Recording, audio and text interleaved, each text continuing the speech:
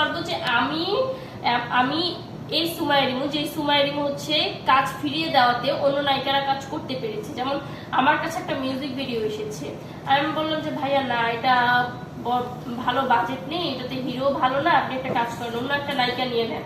বা বলেছে আপু প্লিজ আমরা আপনাকেই নিব, আপনাকে আমাদের এই গানের জন্য চুজ করলাম। আমি বললাম যে না ভাইয়া, যেহেতু এটা বাজেট ভালো না, তো পারছি না, সরি। তো পরের দিন গিয়ে দেখলাম যে যেই মেয়েটা আমার চিরশত্রু সেই এই গানটা করছে। বাট আমি এগুলো কখনো বলতে চাই না যে তুমি আমার কাজ করেছো বা হ্যান ত্যান, কখনো ক্রেডিট নিতে চাই না। আমি মনে মনে একটা কথাই ভাবি যে এই মানুষটা মানে কারো রিজিক কেউ কেড়ে নিতে পারে না, যার রিজিক হচ্ছে যেখানে থাকবে সে অবভিয়াসলি সেখানেই যাবে। তো মিডিয়ার মেয়েরা কি করবে, দিন শেষে কমেন্ট বক্সে এসে বলবে যে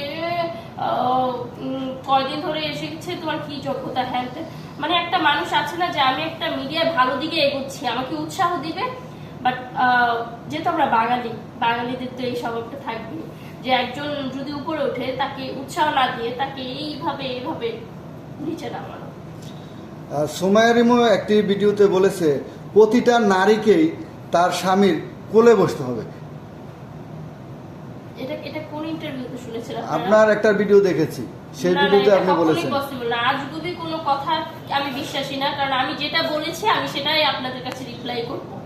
আমি প্রতিটা স্ত্রীর কথা বলছেন, প্রতিটা বউয়ের কথা বলছেন সেখানে আপনি, মানে বুঝা যায়। আপনার ভুল হয়েছে। আমি এটা বলিনি যে আমার স্বামীর কোলে বলতে হবে, আমি এটা বলেছি যে প্রত্যেকটা স্ত্রীকে স্বামীর কোলে বসতে হবে, বা প্রত্যেকটা স্বামীর দরকার তার স্ত্রীকে ভালোবাসা, আদর দেওয়া, যত্ন করা, স্নেহ করা।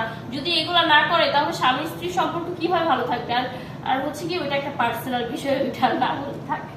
আচ্ছা, আপনি বলছেন বউকে বাচ্চার মতো দেখতে, বউকে বাচ্চার মতো দেখতে, আপনি আপনার স্বামীর কাছে আপনি বাচ্চার মতো, এই বিষয়টা আপনি বলছিলেন। এখানে স্বামীটা একটু বেশি হয়ে যাচ্ছে না? মানে আমি এটা যত হাইট করতে চাচ্ছি আপনার জামাই জিনিসটা একটু বেশি হয়ে যাচ্ছে। আমি আপনার ওই ভিডিওগুলো দেখে কিন্তু কোশ্চেনগুলো নিয়েছি। ওটা তো অনেক আগে, এখন তো আমার আচ্ছা বাদ দেন।